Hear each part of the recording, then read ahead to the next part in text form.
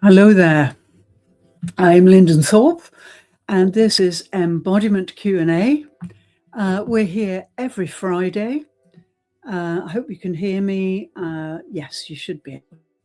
We're here every Friday, and we are bringing lots of education to you about embodiment, because it is the future, and it is so exciting and interesting anyway to know that we each have all that we need, really, right inside us to be truly happy, truly successful. And it's all just there, waiting to be reconnected. So it's very, very exciting stuff. Eddie's here, and we're just going to show you the slideshow today. And afterwards, we've got some questions. And today, I'd like to really talk about gestures deeply, because it's a huge topic. And I've studied it in great detail as a communication teacher. But it is fascinating, and it's changing all the time, too. So, we may have to have another session about this, I think. But anyway, let's see how we go. So let's start off with a voiceless slideshow, just to get the main points across, and then I'll bring Ebby on and we'll chat. Okay, so allow me to share my screen with you. And Ebby's going to tell me if she can't see the slides.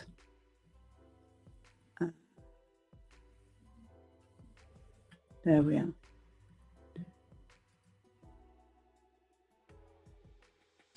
That.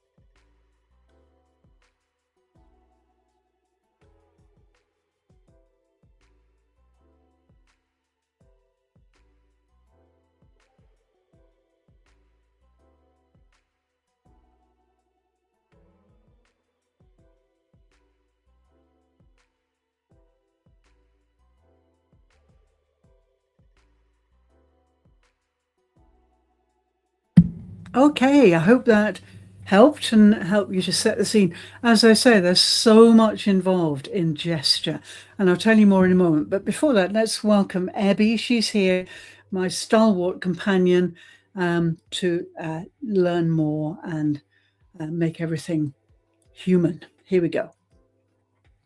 Hi, Abby. Hello, forgot to turn on my mic. Oops. It's okay. Here we are. So welcome to LinkedIn members and YouTubers.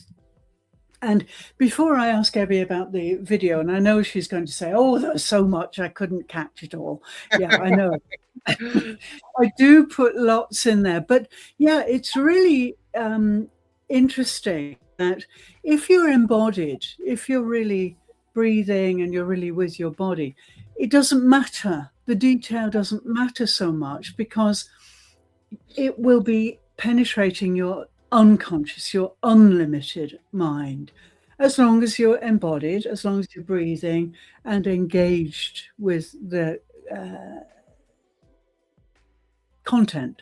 Because, yeah, we have lived in a world for the last 250 years where education is about regurgitation. So, you go to a lecture and then you have to regurgitate it for a test or an exam or presentation. But in reality, that's very artificial. What we do, what the body does, is the body remembers if we let it. And so I'll bring the Buddhist teachings in here again, because in Buddhist teachings, you're never allowed to take notes. It's really interesting. You're never allowed to write anything down. Because, of course, when you do, you're distracted. Your body is doing something different to what your spirit is doing. And so the Buddhist teachings, the Dharma teachings, really are directly speaking to the body. So this kind of panic that you're never going to remember everything doesn't exist in the Buddhist teachings because your body remembers everything. And that's, I think, key to how we live, because the body does remember things. And although they may not be regurgitatable at a verbal level, they will appear somewhere in your body at some point. And so I think that's really very interesting that Buddhist teachers don't allow it. And it's just amazing how things stay with you when you are 100% engaged with what you're being taught or what you're learning. Instead of always thinking, oh, I better keep this, I better save this because I'm never going to remember. That's a trick of the limited mind. So, yeah, I know that you're very keen and very sincere in wanting to learn as much as possible. But your body is learning a lot. And you'll be surprised at some point, one of these points that you've just engaged with on the presentation suddenly clear to you and you'll act upon it. So I think that's a really interesting point about education in general. So don't worry if you've missed things. You can't kind of remember absolutely everything with this, but you can remember everything with your body and with your heart. So don't worry. So that's just reassuring maybe to other people out there. But of course, if you want to have a copy of the slides, DM me. I'll send you a copy, no problem. And I do from time to time put them in posts as well. But if you'd like a copy, let me know. And sorry, Abby, can't get a word in edgeways today. I'm in the middle, about the middle of a book, which is based on these sessions. And it's about nonverbal communication in leadership. So soon, I hope, by the end of the by the middle of April, maybe, this book will be available, and then everything will be contained in that book. So I'll shut up now. Go ahead. What do you think of the video, and what are your points? Yeah, I was going to start differently, but I like your opening about the Buddhist behavior, because I have nowadays, if I'm having Zoom call, I'm putting it on record, because like you said, your attention is divided when you're writing, so you can't really feel, and therefore your engagement will be different without you realizing that it is. So I really love that, and I don't know. I think maybe with what you with loads on inside and things that you're coming up with, I think that will help in educating people, because I think we're under so much pressure to perform, and so we lose a bit of ourselves. So I like how you opened and talked about that. I didn't know that before, and funny enough, before we got to this part of the video, I started looking at, it came to my mind about the cultural difference. I think, I don't know what the heading was, ethics and culture, I think it was. Yes. I was thinking, this is one of the reasons why there is so much confusion, because in terms of gestures, it's different. And I think we try to impose or we interpret other people's gestures the way we have been brought up from our own cultural background. And when you live in a monoculture, it's fine because you all understand each other's gestures. But when you're in a multicultural culture, like we are here in the UK, in London at least, it becomes confusing. And so there's all this confusion around, oh, you did this, that was wrong, but it wasn't wrong to that person because that's their culture.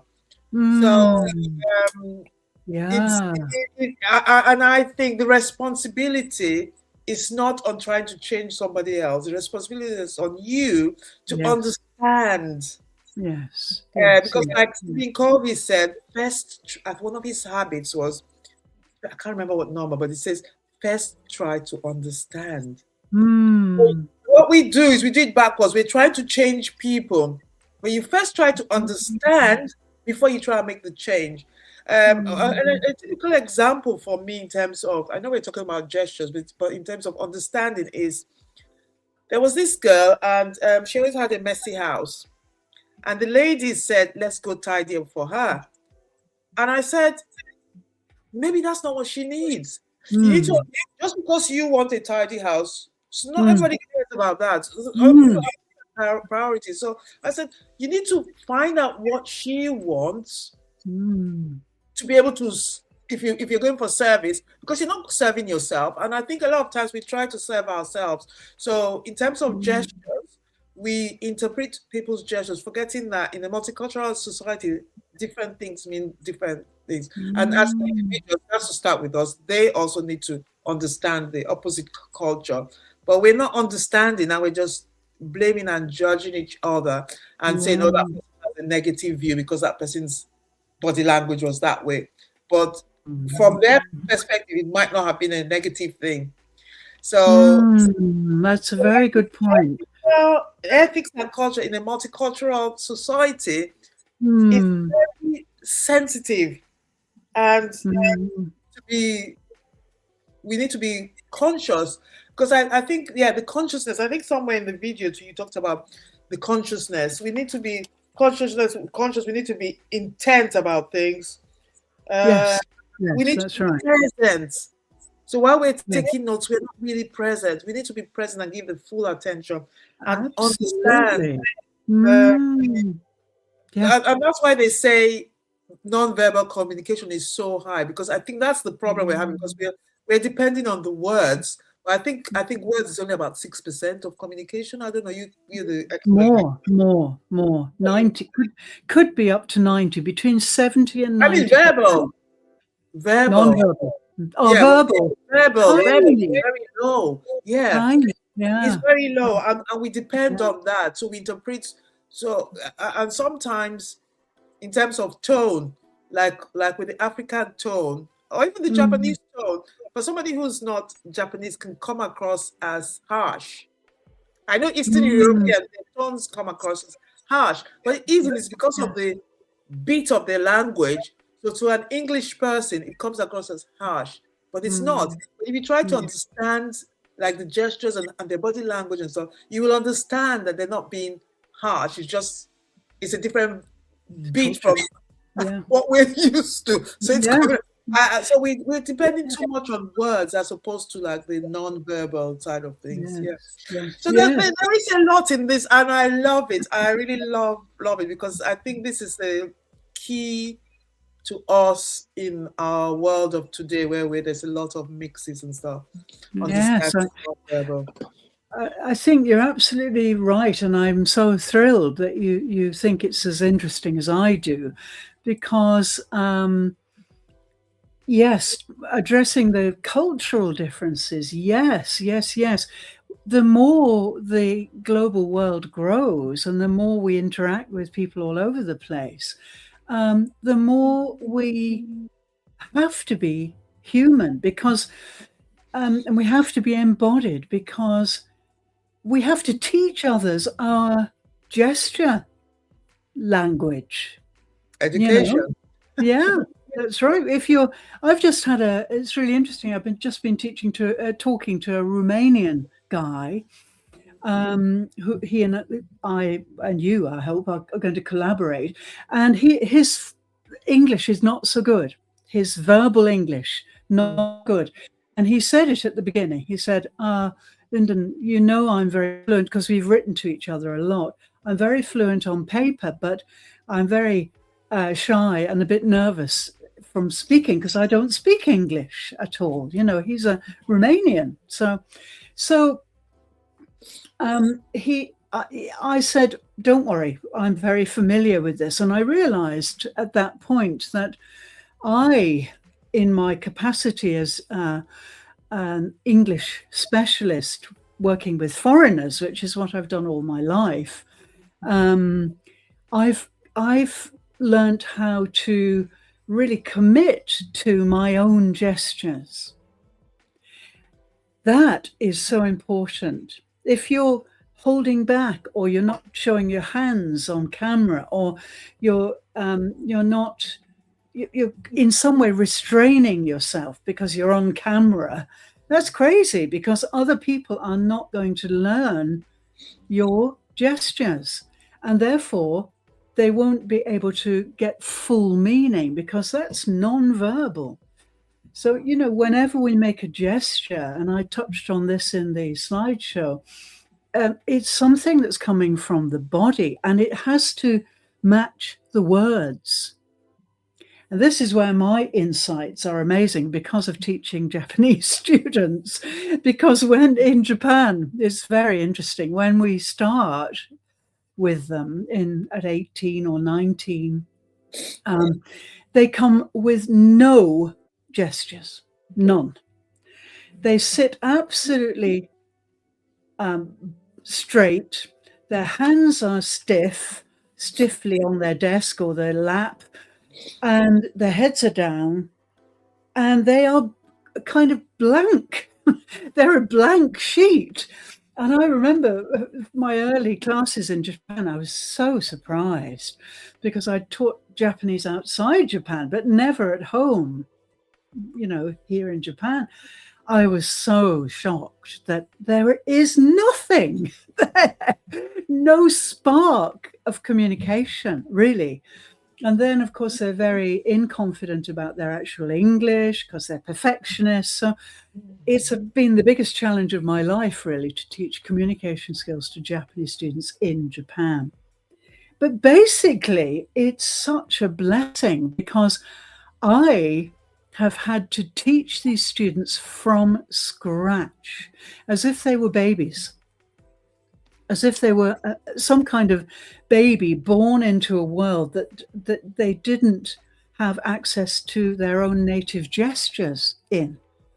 So I've had to teach it from scratch. I've had to teach eye contact from scratch, using the hands, which they don't do naturally at all. I've had to actually teach them the gestures. So that's a huge insights into how we actually couple our gestures. And you'll see that I use gestures a lot. In the initial days of camera work online, this was heavily criticized. Thorp, they call me sensei here because sensei means an honorable teacher. Thorp sensei, you never sit still when you're on camera. And we can't follow you, I said, no, I do not, because I'm communicating and my gestures are coming from my body. And they're trying to hold me down on the camera, So it's so important to be yourself. And if you are embodied, you are likely to use lots of gestures because they're really the body is speaking ahead of your words. And I really actually find that so exciting because we then are in a situation where the body is communicating. And a good thing to do is turn off the microphone and communicate with no sound and see if you can get any points across. That's really interesting. But if you imagine that your body could speak without words, actually the world would be a much better place because the gestures would not lie. They are their beginning, their impulse, their urge comes from your body's truth. So if you want to emphasize something, you use your hands to show that, and it's rippling through your body. As I said in the slideshow, every gesture we make ripples through the body, and it ripples out into the environment you're communicating into and towards the people you're targeting. So it's very exciting to work with people who have no gestures, as you can imagine. So, I've got questions around that. But first of all, another thing that really intrigued me when you talked about the screen, and yet that it's so true, because when you see a lot of people on the screen, they look so boring is one word. Another word that comes to mind is serious. So they're not looking natural. And one of the reasons why I don't really like the online thing, I mean, we have to live with that now.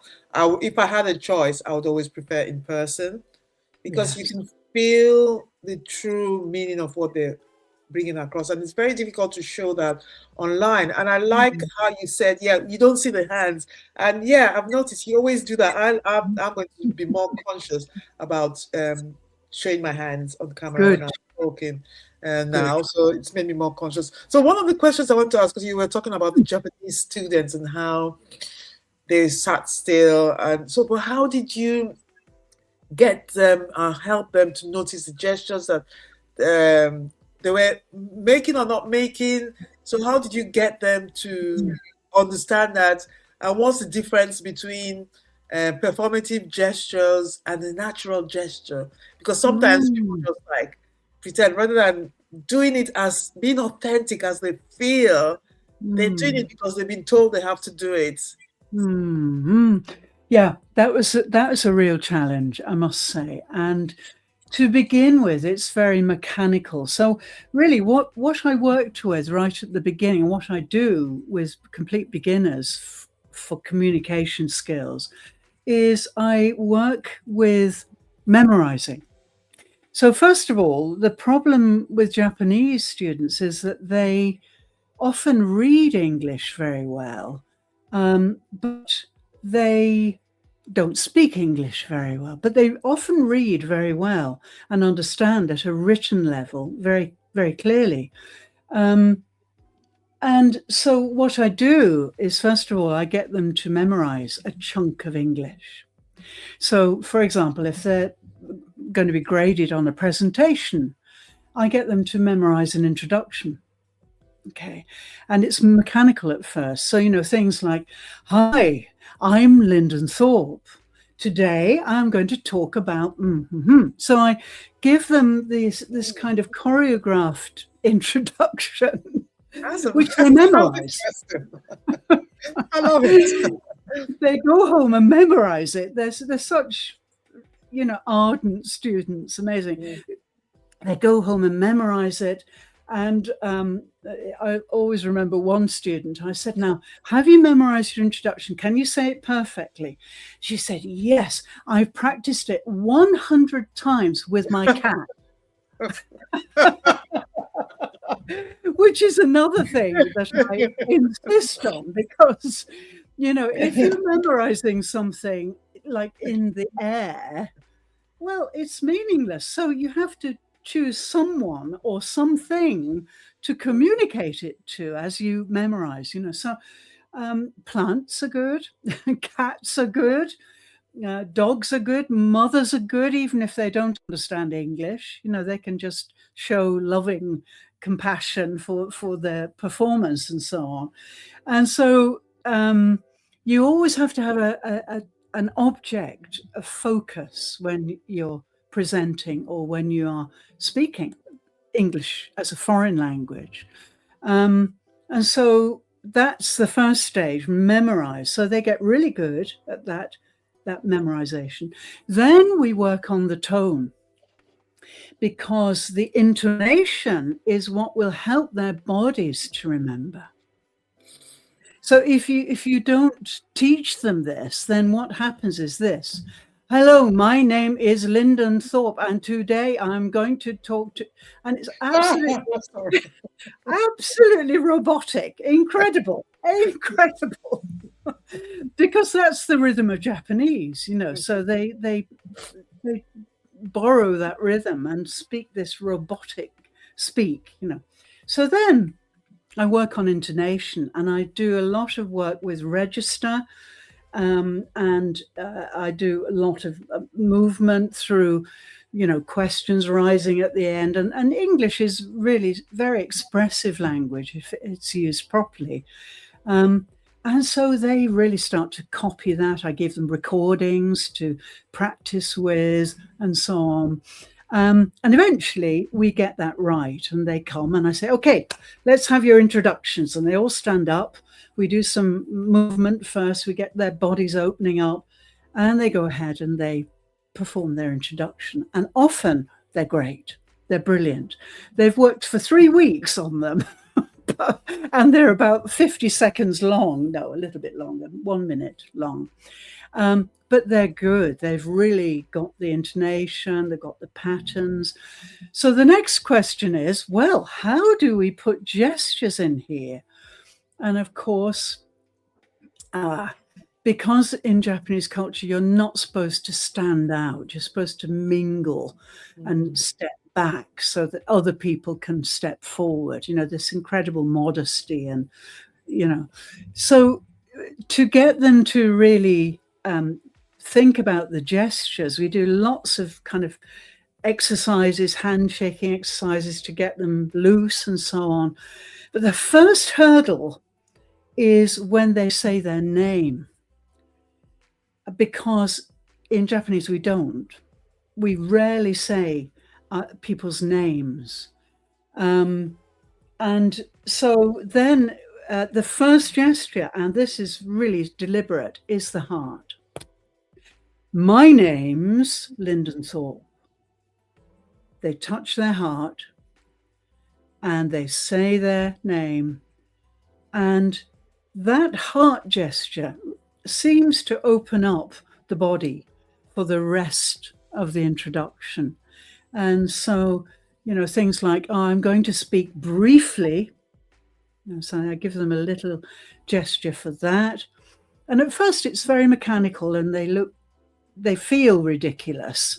But then gradually, as we laugh a bit and, have a few jokes, they relax and it becomes really natural. And very often this gesture will get them going. You get them to get the sense of flow. Then they can flow from this to this. So those gestures also have a rhythm and a kind of pattern. And in time, we connect it all together. And I must say, all praise to me, I think, really. By the end of one semester, they can give a really good presentation with That's a very amazing. embodied introduction, very embodied conclusion. And then they just use a topic memo card for the body of the presentation and move their eyes around, read the card in that case, So there's a bit of kind of difference in the eye line and eye contact. So it's fascinating. I mean, I think that my method is very unusual. And the other thing that makes them do this is timing, because they cannot go over 1 minute. So I very carefully choreograph it to fit inside 1 minute. And there's a certain time to start the conclusion and so on. But it has to be contained within 1 minute. And if they go over 1 minute, they lose points on their grade. That's amazing. So at the beginning, I talked about the cultural thing, and that's very interesting, important, interesting. I guess a lot of people, because as a speaker, I speak to the global audience, and I guess in these days of work, a lot of people do. So, what role does culture and ethics play? I know you talked about it in the video, but it'd be nice for you to explain it more. And why is it so important that when we're speaking to a global audience, global audience, we can engage with all types of different cultures. Yeah. Okay. Well, I think this word ethical is very important. And we've talked about ethical visibility in Your Body as Your Business Plan, as you know. And in pure terms, ethical really means that you live your life in the same way, even if nobody's looking at you. So you are true. In other words, you're true to yourself. And that's another very Buddhist idea, that you're true to yourself always, and you communicate equally with everyone else. So you give equally to people. But that all depends on how embodied you are and how able you are to commit to your own ethical visibility and communication skills. So I think if we imagine in our lives, in each moment of our days, that somebody's watching us, which of course is sort of true these days, isn't it? I mean, there's always a camera somewhere, or there's always a danger that your camera will be left on your computer and you'll be putting your bra on or something behind. Somebody peeps at you. Which, we make mistakes, don't we? We forget to cover the lens or whatever.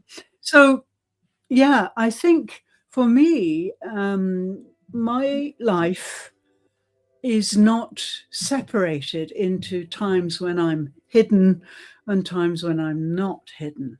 This whole notion of separating out the way we live from, work, pleasure, we're different people in those places, communicating with family is different to communicating with friends. Well, all of that doesn't exist in the Buddhist world. We are ourselves all the time with everyone. And so that kind of congruence just permeates everything you do. And you are on show. Yeah, we are living this amazing life. And the more we realize that, I've got lots of cherry blossom outside my window right now, full bloom at the moment, big, huge tree. Well, I really feel that the cherry blossom is watching me. Probably is. You just yeah. I feel that the natural world is always awake and alert. Mm-hmm. And it's only the limited mind that switches off or switches on. Yeah. If we are living truly naturally in the natural world as much as we can, then we're always, everything's connected. Everything's connected, and the spirit of everything is there. It's all the spirits are melding together, overlapping, moving around in groups. If you think of spiritual life and energy, then our energies are changing shape all the time. They're intersecting with other people and fitting well or not fitting well. And that's, to me, how I live. And that's exactly how Indigenous people live too. If you talk go ahead. Yeah, you said at the beginning of this segment that being true to yourself is a Buddhist teaching. And it just amazes me, having dealt with you for a while. There are a lot of the Buddhist teachings, because I'm not a Buddhist myself, but these are things that I've said to recognize. So I would say they're actually natural things that we've forgotten. So being true to yourself. Right. Yeah, so we've forgotten all about that, and we're living more artificially. And like you said, we're all connected. When you try to live as close to nature as possible, you can feel the energy from like the trees and the grass, because they have life too, and even from the earth, because the earth is a living thing. And when people talk about the earth as if the earth is stagnant and it's supposed to remain the same, the earth is a living thing, and it breathes like us, and it changes and it grows, depending on the situation. I think this is very true. And I think the Buddhist teachings, which is why I was attracted to them at the age of 10 over a radio. Oh, that's young. You've heard that story, I'm sure. The thing is that the Buddha knew how to live. He really knew how to live. He knew how to be himself, but to be accessible to everyone. In an equal way, and that's what I was attracted to as a kid. Then I don't want to change the way I behave for my teacher and my mother and my brother. I don't want to change. I don't want to put on a different mask. You see, he didn't put on masks. He took all the masks off, and I recognized that as a very young child. So I think, yes, the whole Buddhist pantheon, I mean, there are lots of different Buddhas, but the whole Buddhist pantheon is something that we learn to live inside, So every communication is really just walking people through those teachings, and that's the Dharma. We call it the Dharma in Buddhism. And the Dharma, which is what I started off talking about, in other words, you don't need to write everything down in the Dharma, because your body absorbs it. The body remembers, never the forget. body remembers everything. And the next point is the words that we use therefore are even more crucially important. The words we choose to use and how we use them, that's even more important if we think of it like that, So one final question, which is I really want to get in before we finish, is how does Lodestone help people move from mental explanation into visible embodied truth? That's a really a big question, but yes, I think that the more embodied we become, and the more courageous we become too. When you say embodied, I know that because maybe there might be some new listeners, can you just explain that a little bit? Yes, okay. Well, to be embodied means that you are connected at very deep levels to your true nature. And what happens to us when we live in large urban populations is we become conditioned, we become indoctrinated often by voices outside us, by the way the culture works, by everything outside. Okay, so we get further and further away from our inner truth, if you like. So therefore, embodiment means a kind of returning home to what is natural and what is your original endowment at birth. We've mentioned this quite a bit in sessions before, the struggling to become human, struggling through the birth canal, coming out into the world. We are already endowed with our natural state, our natural tendencies, proclivities, all of this. It's all there through our DNA, through our ancestry. We pop into the world already endowed with all this stuff. And all we need next is for, this to develop. But of course, emphasis has gone crazy on this mind, the limited mind, and even developmental studies only look at development from the limited mind perspective. They don't really look at the spiritual or the body, the way it develops. They look only really at how the mind develops. So yeah, because they say body and mind, but they're not really looking at the body in that way. They're looking at the body in terms of the external body. Yeah, behavior, in other words. That's right. Yeah. And the whole thrust of psychology is about behaviorism and Freud and so on. And so, yeah, really the way we measure development is not accurate at all. And so embodiment then, yes, is coming home. It's coming home to all that you have already. And it's all inside. You've got cats there. Dog. Yeah. Oh, dog. Yeah, I can see it. I'm thinking I might have to let her out soon because she might start barking. So excuse me if I have to. If she starts barking, I have to let her out. Should get her interested in this book. Hello, dog. It's been good so far.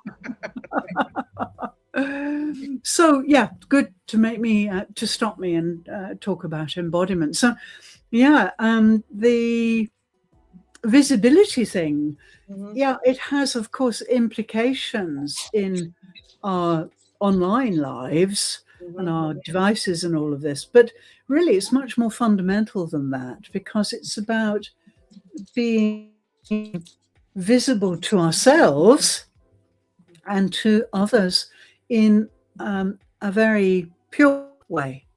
In other words, being ourselves, which so many people can't be. They don't know how to be themselves very often.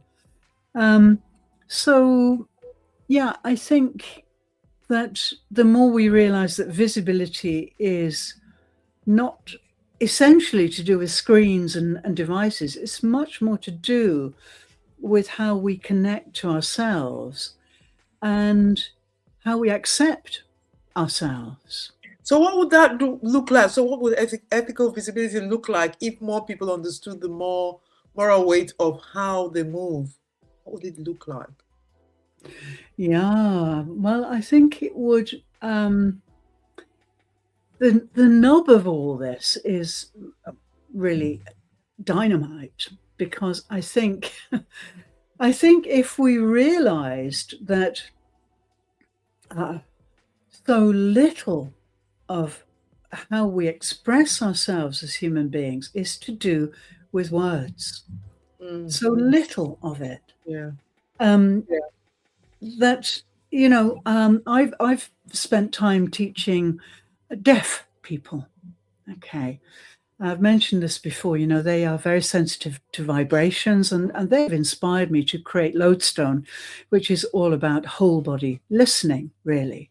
So when you are with deaf people, of course, they have no choice but to use their hands, to mouth words, to make strange noises, maybe with their throat when they feel something emotional, because they can't hear their own voices.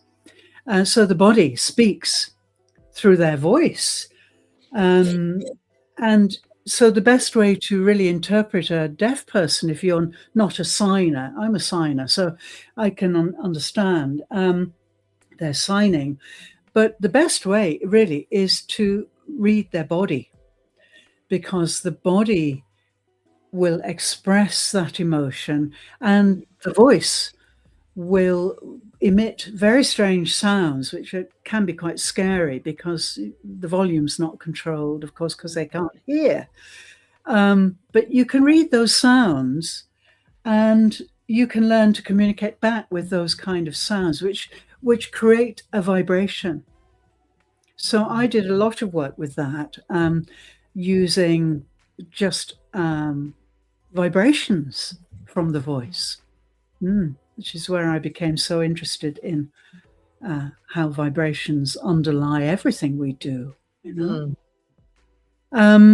So I think people and existence would be very, very different if we took away the emphasis from the limited mind and words and images and the whole visual firework display, and came back to a much quieter place where the visual is not dominant. It's one sense, but the auditory is important, where we're really balancing all the senses.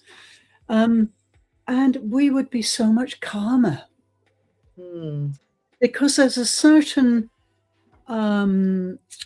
huge security in reading body language, in reading non-verbal things, because there's no ambiguity about it.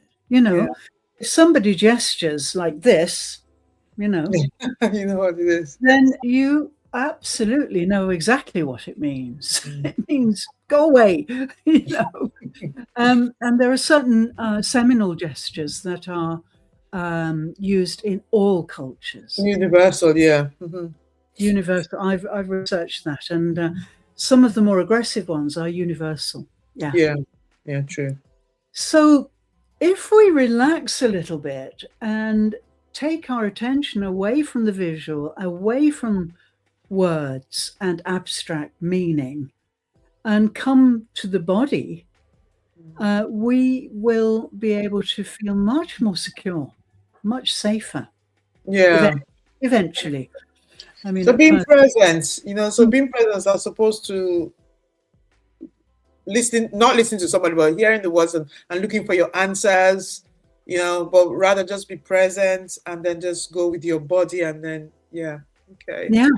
And as I mentioned in the slideshow, do these little resets.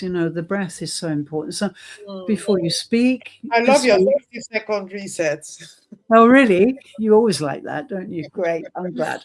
Yeah, a really good thing is the posture, and we don't have much time now, but just briefly, the way before you speak, it's really important to lift your sternum. So your sternum, as you probably know, is right here at the base of your rib cage, at the base of your breastbone, here and here.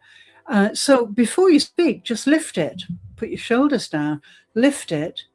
And of course, there we have the diaphragm.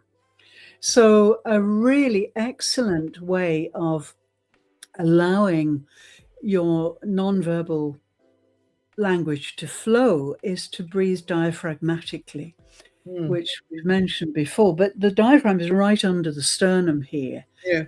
So, and the exhale is important. So before you speak, you should be exhaling and then speaking and raising the sternum.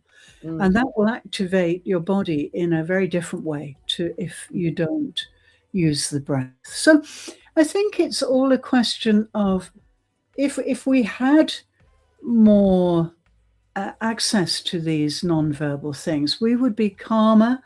We would take more time to reply to people. We would take more time to respond rather than react, you know, and have confidence that the silence speaks. You know, if we have that kind of confidence, silence is very powerful. Mm. So, any closing message, or do we need to go more into this next week? Do you think it's I don't know if you've got other things, but I think this is great, because this is one of the challenge. This is a big challenge that I feel is the breakdown in communication. I think we need to be educators in terms of communication, because I think we depend in society, we depend too much on the words. And as we know, the words are, and it's a mindset change, because I think even though people have been told that words are minimal, but we're not acting as if it is. We're doing it in reverse. So I think the education, and we continue to repeat the conversation, because this is a beautiful topic, and it's something we can all learn. And if our mindset changes, hopefully more people will start to recognize this. This is so important, especially in the corporate world, where people have to work with each other, you know. Yes, absolutely. Great point. And that reminds me, we tomorrow we're both, no, not tomorrow. Well, it's Sunday for me and Saturday for you. We're going to be talking on peace and wealth, which is our weekend podcast. And we're going to be telling you something very exciting, because we're starting to move into corporate and organizational work with companies and groups and so on. And we're going to be using Lodestone, and we're going to be taking all of this embodiment work into work with people who are potentially burning out, perimenopause, menopause, especially for anxiety. women, anxiety, all of these things. We're going to be working with all of this within companies, within company culture. So tune in at the weekend if you'd like to know more about Lodestone Inside, which is going to be our corporate leg. And we're going to talk all about it at the weekend. Evie's going to give a signature speech about it. So we're going to be talking about... No, I'm not going to be giving the whole speech. Well, I'm just going to talk about what I'm going to... Yeah, at all. With lots of non-verbal cues. So join us. Yeah, join us at the weekend if you'd like to know more. And of course, if you have any questions or comments, please put them below the window. We've got one lovely comment from Kemi Adekunbi. Good morning, ladies. Good morning to you. Hello, Kemi. Hope it's been interesting. And yes, if you have any comments, please leave them for us, and we'll get back to you if you need more information. So, dear Abby, your weekend is going to begin soon. Me too. And I look forward to seeing you in a little while on Peace and Wealth. And thanks for coming, as always. It's been really interesting. And yeah, your questions always inspire me. I'm now really inspired to get this book finished, because I think nonverbal communication book is timely right now. People just don't realize the gold they're sitting on by simply cutting down the verbiage and using the odd gesture. You know, Great. So much more powerful. Yeah. So thank you, and I'll see you very soon. Okay, have a great evening and a great day. Thank you, and check my message in the box in chat, please. Yeah. Okay, see you. Bye, everybody. Have a good weekend. Yeah, wherever you are. Okay, see you, Abby. Bye. Thanks so much. Abby is such a great colleague and companion. It's super. and together we learn so much. It's super. So, yeah, come and join us again next week. We're here every week at 5. 5 my time. I'm in Japan, but 8 a.m. In UK. And actually next week, it'll be later next week. It'll be 9 a.m. in UK because the clocks go forward. So we'll be here at 9 a.m. GMT. And if you'd like to know more about how to deal with cameras, because you're giving podcasts and online sessions and so on, please contact me. I'm a teacher of communication skills as well as an entrepreneur of embodiment. So yeah, if you need help, let me know. And I'm especially skilled with foreign performers of English. So if you need any assistance, do let me know.